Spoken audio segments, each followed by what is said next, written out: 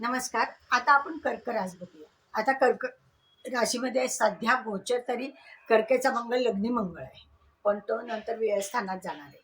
फक्त काय आहे, कर्क लोकांना हा मंगळ राजयोगकारक आहे, पण तो आता जेव्हा लग्नी असेल तेव्हा निर्णय क्षमता एकदम घाईनी होईल.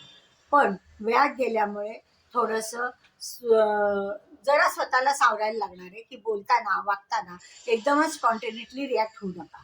पण हा मंगळ तुम्हाला कर्तृत्वाच्या दृष्टिकोनात अतिशय चांगला जाणार आहे, कारण चौथी दृष्टी हा तृतीय स्थानावर पडणार आहे. त्यामुळे तुमची प्रगती अतिशय उत्तम होणार आहे. त्यामुळे तुम्हाला म्हणजे एक प्रकारची धडाडी तुमच्यामध्ये निर्माण होणार आहे. नवीन कामं घ्यायची तुमच्याकडे डेअरिंग राहणार आहे. काम करताना तुमचा उत्साह राहणार आहे. या चांगल्या पॉझिटिव्ह गोष्टी आहेत. निगेटिव्ह काय आहे, तर खर्चाचं प्रमाण वाढणार आहे. प्लॅनिंग करणं हे तुम्हाला क्रमप्राप्त आहे. आपल्याला किती इन्कम आहे, किती इनकमिंग आहे, किती आउटगोईंग आहे, ह्याचा तुम्ही विचार करा.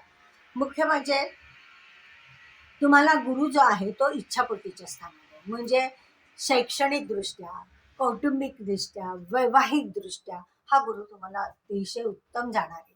चांगलं तुमचं काम होणार आहे.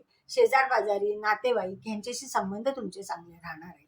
मुख्य म्हणजे कर्तृत्व करता करता एक एक कुठल्या प्रतिष्ठित किंवा एक लोकमान्य असणाऱ्या व्यक्तींकडनं सहकार्य मिळणार आहे.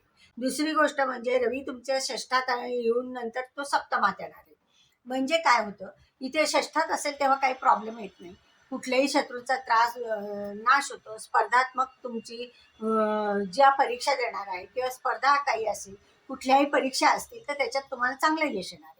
पण जेव्हा रवी सप्तमात येतो तेव्हा तुमचा किंवा तुमच्या पार्टनरचा इगो वाढण्याची शक्यता असते. तिथे तुम्ही ती खबरदारी घेणं फार महत्वाचं आहे, की आपला किंवा पार्टनरचा इगो जर आड येत असेल तर सामंजस्याने वागणं हे तुमच्या हातात आहे आणि ते तुम्ही निश्चित करा. कारण कर्क राशी ना सामंजस्याने वागणं, दुसऱ्याचे विचार ऐकून घेण्यासाठी ही नेहमी तत्पर असते आणि नंतर कामाचा स्वतःचं काम करण्यामध्ये एकदम माहीर असते. कधी कामाचा कंटाळा न करता ती कामं करत असतात.